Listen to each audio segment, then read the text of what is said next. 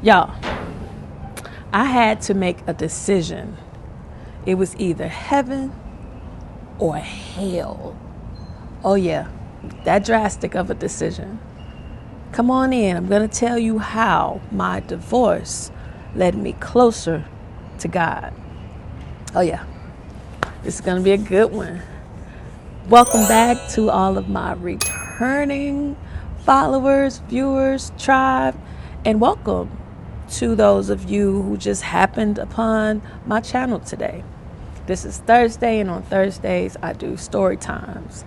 For those who did not view last Thursday's story time, if I were you, I would go back and view that one so that you'd have more insight on this story, because I'm not going to recap. If you want to know what happened before this point, go on back and check it out. That's the beauty of YouTube. Everything is there. So let's get into it. Imagine being 32, young, vibrant, healthy, married, homeowner. You got multiple whips in the driveway to choose from, 2 beautiful children, and a handsome, hardworking husband. That sounds like the life, right? You'd think, right? Now imagine throwing it all away. Insane? Yeah, probably was insane. Now, in hindsight, I don't think we made the best decision. But at that time, we both thought that we had life figured out, and we thought we made the best and the right decision. Okay, it didn't take me long to realize that the decision wasn't the best. As soon as we officially separated, my ex-husband found an apartment and I stayed in our home with our kids. I instantly felt the loneliness. It was a horrible feeling, simply because we were friends first. So we really enjoyed each other's company. We talked about any and everything. We laughed and joked. We got on each other's nerves. All the things that, occur in healthy, happy relationships. We had all of that. There were pillow talks at night. We ate dinner together every night, except one. But every night, I cooked 3 meals a day. It was just that typical, cookie cutter, perfect, happy family. Like, my family even used to refer to my kids as Cosby kids. So I'm just setting the tone, the image for you. So once I get into, my dark era, it kind of make more sense. So I have to provide this perspective. So you go from having, financial security, everything just feels safe. Like my home was my safety. It was like my refuge, where my family to me was everything. I absolutely loved being married. I loved having kids. I loved our home. I just loved it all. So I bet you're wondering, well, child, if it was that great, why is this vlog about a divorce? Because in the beginning of our marriage, it was truly God-centered. God was not only the center of our marriage, but also the head of our household. Like, God was the true head of our household, even though my husband ended up ultimately being the breadwinner. God still ran the household.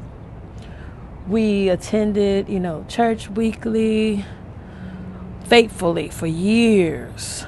Our kids were christened, all the things. What happened was, I feel as though we got too comfortable in our security, in our functionality, in all the praise of people saying, wow, like y'all are like the ideal this and the ideal that. Don't fall into that ideal stuff. And I think we got a little too like secure in that. So we slowly but surely started losing our covering. And when I say our covering, I'm referring to spirituality. Like we stopped focusing on God so much and started kind of leaning to our own understanding. And that is where the problem began, because clearly we didn't understand. All right, bring it on in. So, when we had our covering and it was just us and God and, just our own little sacred little firm little foundation we had, it was all good. When we lost the covering and we stopped referencing and referring to God in our Bible and things, it opened a gateway to hell. Listen, when I tell you, as soon as the enemy realized that we were no longer covered and that he had the opportunity to come, sneak in, to kill, steal, and destroy, he tried to do just that. And us leaning to our own little bitty ministerial understanding, we took the bait. You all know that, God is love. And God is all about love. He wants us to love. He wants us to be married. He wants us to be fruitful and multiply and all these things. Well, the enemy is the opposite, and he doesn't want any of that stuff. And as soon as he got a chance, and we allowed him to do so, like to all the smoke and the mirrors, we fell for it in our young age, in our inexperience, in our getting to the point where it's like we literally grew up together. I was 18, 19, 20, 21, all the way to 32. It was just me and him, my husband, that is. He was 21 and up. Yeah, he's 3 years older than me. So if you think about, those are the years where most people are out experiencing life and doing dumb stuff and going from relationship to relationship and all those things. Well, we didn't do those things because we were just with each other. Once we hit our 30s, for some reason, I think we felt like, I can only speak for myself. I can't tell you how he felt. I did not feel like I was missing out on anything. I felt like, okay, I've done it all. Like, I've done that. Now what? Type thing. So that's also dangerous. So then I started to pull away. And we both did. It was crazy because it was happening at the same time. We went from being so tight to the grip just started getting looser and looser and looser. So the next thing you know, we had drifted apart. So we get the separation and everything. And then I realized how lonely I was, how quiet it was. The kids still didn't know because he would still come home to our home when he got off work. And for a good bit in the beginning, we still did the normal things. I would still cook, and then he would still come, and we'd all eat dinner together, and he'd stay, and he'd spend time with the kids, and then later he would leave. And they were at the age, it didn't really click yet until one day it did. And when they started asking the questions, where's Dad? Why isn't he, all the wheres and the whys? That's when the guilt started to hit. And when the guilt started to hit, the anger developed. Who was I angry at? Who else? God, of course. I at that time, I didn't know about taking accountability and responsibility for my own actions and my free will and my decisions. I mean, the easiest thing to do is to blame God for it. So I'm like, why would you do that. Like, like we did all the things that we were told to do in church. We did all the things that we thought were biblically and morally correct. Like we waited till we were married to have kids and all the things. So why would you, God, I'm talking to again, destroy our marriage? So I was mad at God. That anger caused like a chain reaction of like poor decisions on my behalf. I was in places that I shouldn't have been. I was around people that I should not have been around. Just the opposite of what I knew, how I was raised, and who I truly am. Just out of defiance and heartache and guilt and all the negative things, it just pushed me further away from God.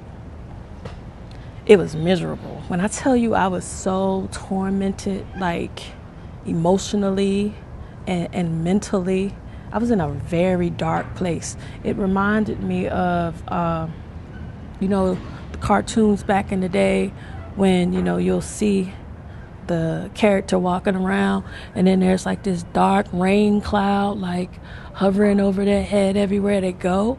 Yeah, it felt just like that. It's like no matter if I went left, the cloud was there. If I went right, the cloud was there. The cloud was always there.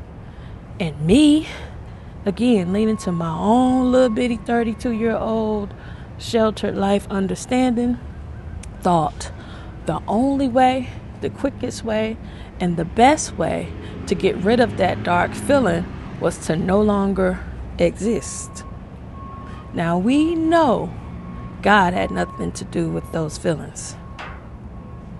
Okay, so at first, I would just do dumb stuff, reckless things like driving down the street, high speed at night, like not caring if I hit something. I always had urges to like do weird stuff, like hit a tree, and then I would think, dang, that's gonna hurt.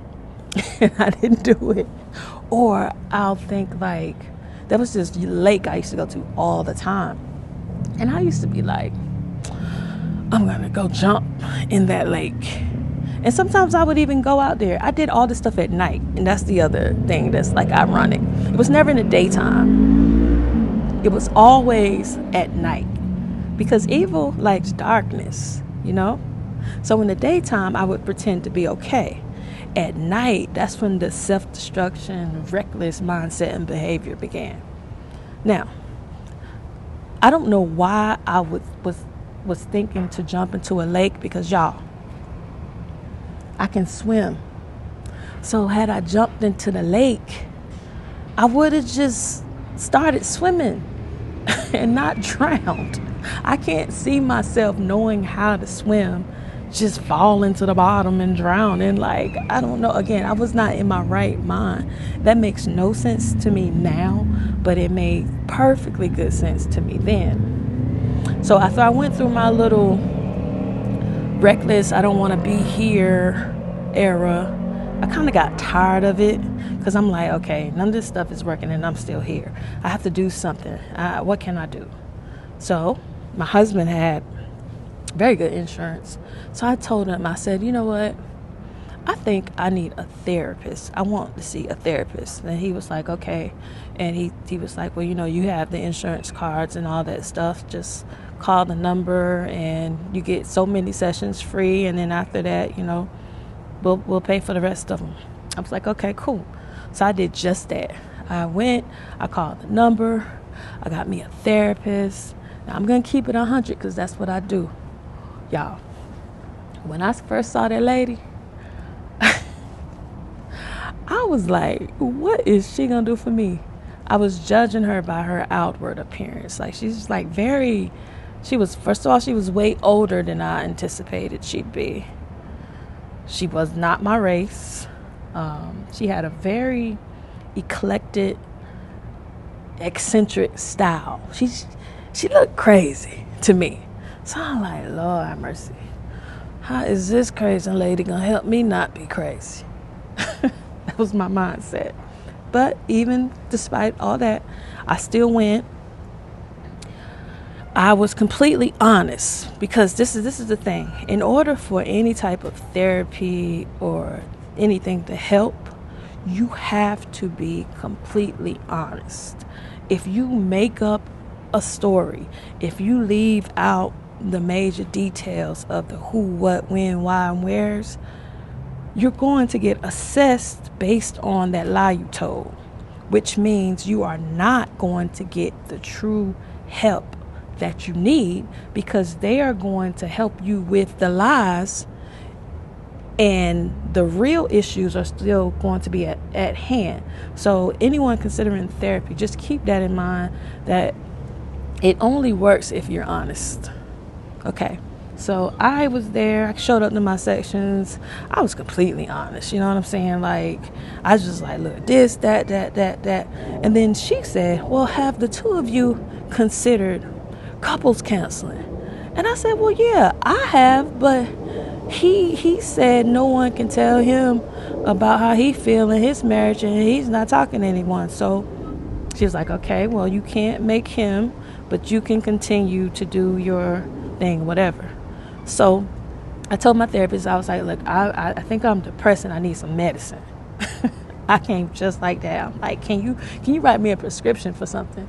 And she was like, whoa, wait. We don't just write subscriptions. Like, we have to get to the root of your issues, because you may not need a prescription. She was like, I'm like, whatever. Thinking again, this lady's crazy. She don't know I need a pill to make me happy. So she gives me this assessment, and what it did, it scored my level of depression. This being manic depressed, and this is like just sad or whatever. So I scored on the lower end of it, not high enough to need any sort of medication. And that made me mad. And the reason that made me mad is because I was hoping that there would be a quick fix, an easy solution. Like, give me a pill, it'll help my mood. And once it helps my mood, I won't be depressed anymore. Unfortunately, it did not work that way. So she explained things to me. She was like, look, these are some things that, she's like, you are indeed sad, and I'm not taking away from your sadness. I'm not taking away from your heartache, because going through a divorce is very similar to mourning a death. And she hit it right on the head, because I really did. Even though we were both alive and well, I really felt like I was mourning. And I was. I was mourning what we had, our happy little household, our happy little family. I was mourning the death of that. So anyway, fast forward, I went through all the stages, followed all the directions. I did all the things. I read the books. I wrote the stuff. Everything she told me to do, I really went home and I did those things day after day. However, I still was not happy. I was still sad. Did I feel better? Yes. Did I have a better grasp and understanding of everything? Yes, I did. Did I learn to take accountability and responsibility for my error? Yes, I did. Did I learn to forgive myself, forgive my husband, and to just try to be the best version of myself that I could for my kids while going through this situation? Yes, I did. However, there was still this undertone of sadness and darkness, and it just would not go away. So what did I do? I did what I knew the whole time. I knew that there was no pill, there was no therapy, there were no workout sessions, there was nothing, no shopping sprees or anything that could heal me on the inside. And I knew what I needed was God. I was born and raised in the church. Yes, I used to sit in the back with my cousins, and baby, we used to play and cut up until my grandma would see us and pinch us and tell us to be quiet and pay attention, and sometimes she'll separate us, so some of us would be in the front and the other ones would be in the back so that we'd stop playing. And even in the midst of all of that playing, when I tell y'all that word got in me, and that Bible verse, because I'm not into quoting scriptures and all that. I don't know it verbatim which verse it is. I'll put it on the screen. But the verse that says, train up a child in the way that they should go, and when they grow, they will not depart. When I tell you, that's what did it. It's like God pulled me right on back. He said, okay, I see you trying to show out. I see you trying to be defiant. And I let you feel a little bit of what it's going to be like if you go over to that side and you clearly can't handle it. So come on back. Come on back. So what I did just that. I found a church that was closer to me. I actually still attend that church. At first, when I first started joining the church, I actually told my husband, because we weren't officially divorced yet at the time, about it. And there was a couples ministry going on, like upstairs. And I remember that. And I managed to get him to attend those sessions with me like twice. So I couldn't believe it. So I was like, all right, I'm hopeful. So he came to church with me twice. We attended the couples ministry sessions, like 2 of them. And then he didn't come back anymore. So for a while, I think for like two or maybe 3 more weeks, because it was 1 session per Sunday, I think I continued to attend because I'm like, well, I am married still. But then I stopped going because I'm like, how can I be attending a couples ministry, whatever it was called at the time, and not be a couple? Like, I'm coming, yeah, I'm married, yeah, I have my ring on, but my husband lives over there, and he's not trying to come with me, and he's not interested in this whatever I had going on. So I had to let that go as well. That was devastating as well, but I had to like find it within myself to like, okay. It started the realization that we weren't going to like rekindle, starting to click more and more and more. So I'm like, okay, this is my own personal journey. I got to get right for me. I have to heal myself, because until I heal myself, I'm never going to be happy again. So I joined the church. I got baptized. And I also joined the choir, like back to back. Did I feel better? Nope. I completed the therapy sessions. I did all the things. Did the depression go away? Yes. Did I feel better? Nope. You know why? Because there is no quick fix. The things that I went through, I had to see through. I had to endure them to the end. And it sucked. Look, getting your healing is a process. Like, it takes time, and it sucks. It feels bad. It's difficult. There's so much pain involved in healing. It's no different than, like, say, rehabilitation. If, say, you get into an accident and your body's all broken, and you know, it could go 1 or 2 ways. It's like you could either regain your health and strength and become mobile again, or not and be like wheelchair bound. So in order to regain your strength and become independent and mobile again, you have to go through this rehabilitation that is very uncomfortable yet very necessary. So that's what I had to go through. I had to go through the rehabilitation. I had to rehabilitate my heart. I had to rehabilitate my mind. I had to rehabilitate my soul. And it was painful, and it hurt. And I didn't like it. It was very uncomfortable. But at the end, I came out. I made it out all right, y'all. I made it out. It was so hard. But it was God who brought me out of that. He brought me out of the darkness into the marvelous light. I'm serious. So it's like, whatever is within you, it will come out. It's going to come out. There's no way around it. Like, you can try to mask, you can try to hide it, you can try to suppress it, but it's going to come out. Fortunately for me, God was within me. So God came out, and God drew me back to him. And God wouldn't let me jump into the lake knowing I could swim. And God wouldn't let me crash while driving like an idiot down the highway at night, like every night. I used to just do that every night. It makes no sense. He didn't allow it. He blocked it. He blocked it because I wanted an easy way out. We always want easy way out. There isn't always an easy way out. And you have to understand, everything we do, every decision we make affects the next decision. It's trickle down. Everything that you do affect not only you, but those connected to you.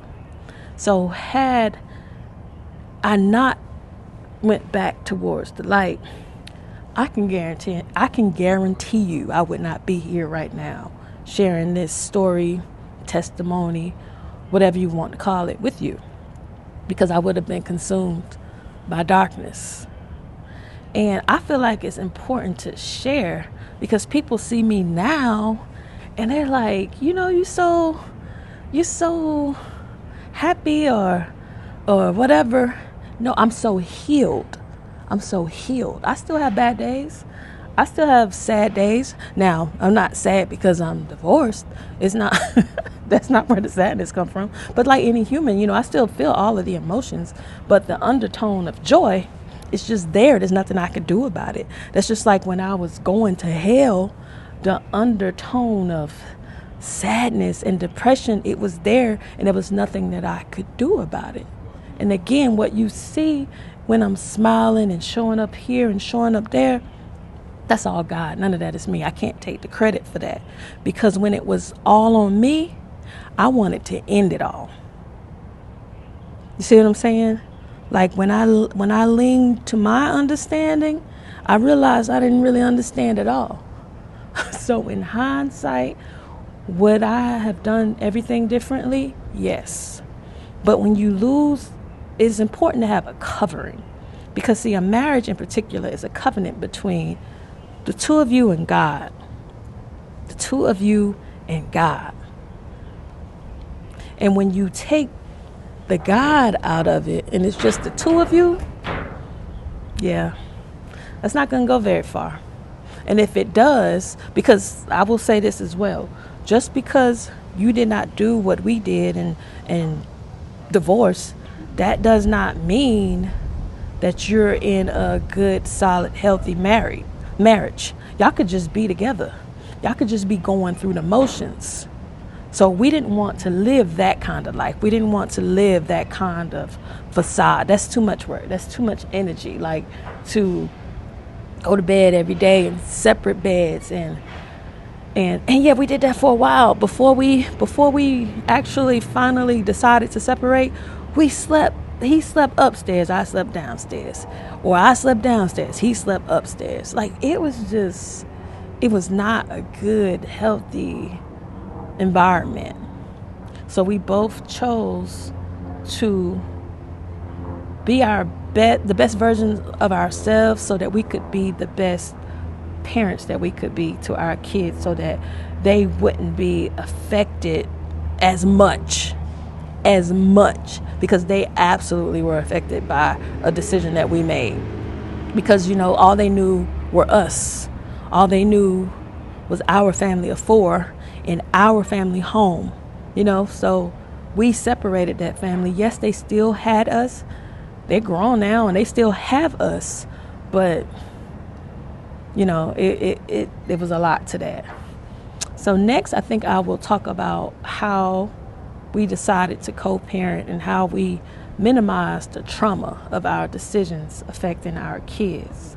I always get told from couples or just people in general that y'all should write a book on co-parenting. Like, I've never seen two people co-parent the way y'all do. And yeah, because we knew that we made a poor decision for ourselves, but we still had to continue to show up for our kids. And that's what we did. Like, there was never, ever, ever a day when my kid had to say, where's dad? Dad was always there. We had a schedule, we split our time equally, like half of the week was at my house, half of the week was at his house. That includes carpooling. They still got dropped off at school. They still got picked up at school. Nothing changed. Nothing other than our addresses. We still did parent-teacher conferences together, school activities together, birthdays together, holidays together. So they still had a sense of security and family with us, and then watching us now. I can't lie. In the very beginning, when we were both just broken and tormented and heartbroken, it was so hard to see him. I don't know. It was just hard. It was hard, but it got easier. It got easier, but it was very hard. It was very difficult in the beginning. So that is another story time. Thank y'all for rocking out and showing up with me today. I hope you enjoyed this story time. I hope I helped someone. I'm not just telling these stories for views, likes, and subscribers. I mean, that is nice though. So wait a minute, y'all. I got something. I think I do. I think I got my sticks today. I haven't had my sticks lately. I got them today. Bow, like, comment, subscribe. They still hanging on. If you enjoy the story time, also turn your notifications on too, so you can get alerted when I drop my vlogs, my daily vlogs, and my Thursday story times. Excuse me. Share. I mean, this isn't a secret. I didn't put it on the internet. If you know someone that this story may help, share it. Just share the link. Tell them to watch it, because you know we're human, y'all. Like, we're not perfect. We go through things. We fall down, but we get up, y'all. So now that I'm on the up, I can help you up if you're down, because baby, I was there. And when I tell you, I thought I won't gonna make it. I thought my life was over. But guess what? I'm stronger. I'm wiser. I'm better. Much better. I made it. Seriously, y'all, I never would have made it. I never would have made it without God. So you can make it too. And whenever you need a reminder, just come back and check your girl out. You need to talk about something, come in my comments. And if it's topic related, not on some foolishness, you can even email. But keep it classy, y'all. Keep it professional. Like, this is not a hookup blog. Like, please don't come in my emails and stuff on foolishness, because I will not respond, and I will report you as spam. But if you need to talk, or you need some advice, let me know. Maybe I can refer you to my old therapist, because baby, she look crazy, but she got your girl together along with God. I had a combo. I had a trio. I had therapy, I had God, and I had hard work. I had to work real hard to get to this version that you see now. But now I'm so resilient. Like, the little things that had me distraught and upset and stuff now, baby, they just roll right off your girl essential fear God sweatshirt. Like, it doesn't bother me at all. Like, I'm so it's like I needed that. I needed that toughness, because your girl was soft. Your girl was so soft. But I'm stronger now. I'm wiser. I'm better. I hope everyone be intentional about your day. Have a good day. If you're in a bad spot in life, if life's getting you down, listen, y'all, I still go through things. Like, life is not perfect. I still have ups. I still have downs, because I'm human. We're all human. I just survived a divorce. I just didn't end up in hell. I just went towards the marvelous light, so I'm very active, and I serve. I'm sorry, there's someone over there that's coming towards me. I'm like, who is this? But yeah, I'm very active in my church. I'm very active in my community. I keep myself busy in a positive way. I worked on myself. I'm working on myself. So you can do the same thing. It's not going to be easy, but it is doable. Just don't give up. Don't give up. Hey, don't give up. Don't give up. Ah. All right, y'all, that's my time. Respectfully, Tash. Ah.